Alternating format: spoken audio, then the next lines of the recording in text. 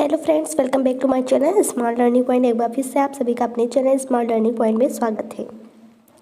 देखिए, आपका जो टॉपिक चल रहा था संविधान संशोधन का टॉपिक चल रहा था, और संविधान संशोधन का यह जो टॉपिक है, इस टॉपिक का यह लास्ट सेट होने वाला है, सेट नंबर 4।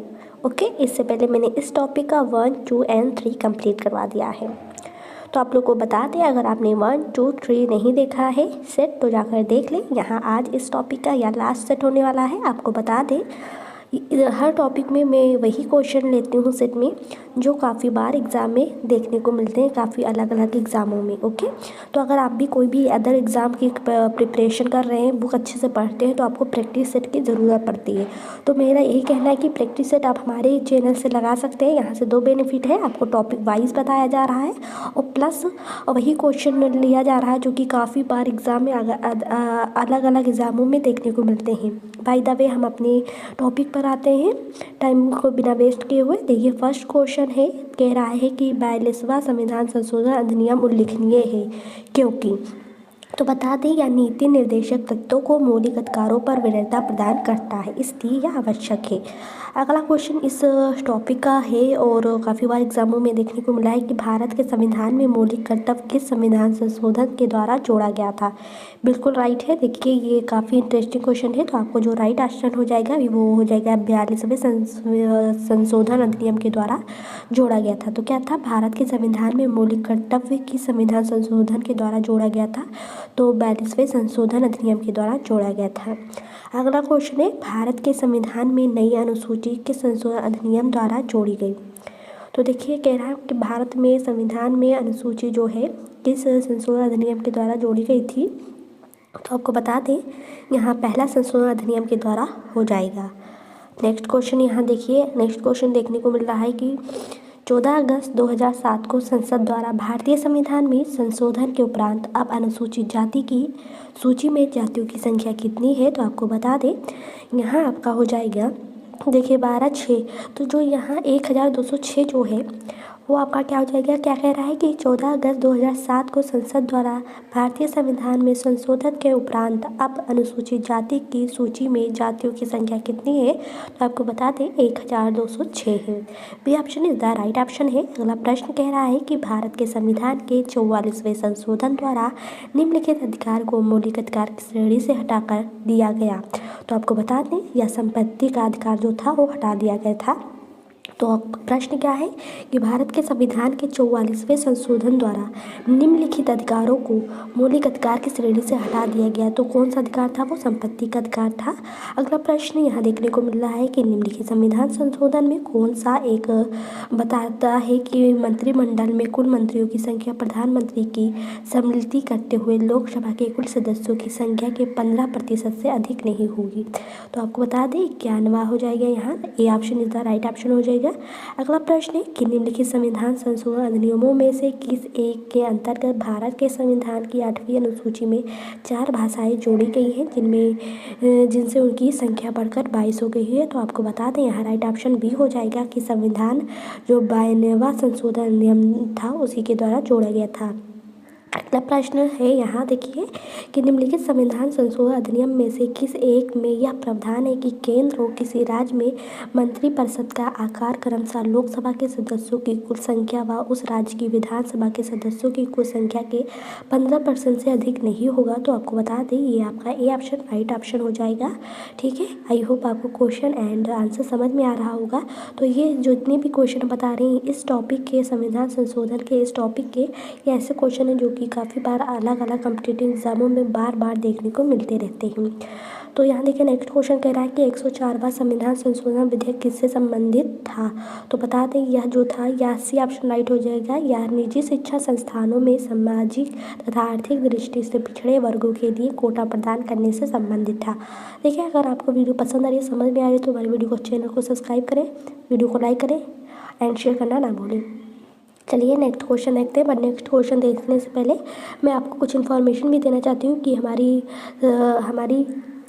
रीजनिंग की वीडियो आती रहती है, तो रीजनिंग की वीडियो भी देखते रहें, क्योंकि मैं चैप्टर वाइज सारे क्वेश्चन आपको बता रही हूँ चैप्टर वाइज, और बहुत ही बेसिक तरीके से समझा रही हूँ। तो आप लोग ज़रूर देखें, प्लेलिस्ट रीजनिंग का बना हुआ है। ओके, चलिए नेक्स्ट टॉपिक पे यहाँ क्या है, नेक्स्ट क्वेश्चन, निम्नलिखित कथनों पर पुनर्विचार कीजिए।